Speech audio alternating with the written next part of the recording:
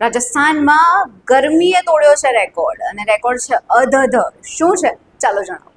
હું છું આયુષી અને વાત કરી રહી છું રાજસ્થાનની. જ્યારે રાજસ્થાનમાં ગયા સોમવારથી જ ગરમી વધુ પડી રહી છે. 7 વર્ષનો રેકોર્ડ એણે તોડી નાખ્યો છે.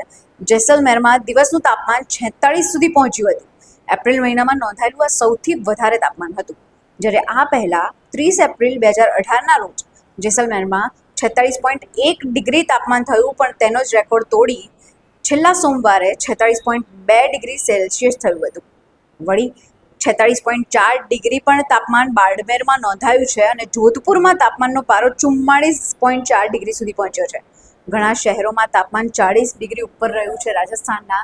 ત્યારે આ વખતે દેશભરમાં રાજસ્થાન સૌથી વધારે ગરમી ધરાવતું શહેર બન્યું છે.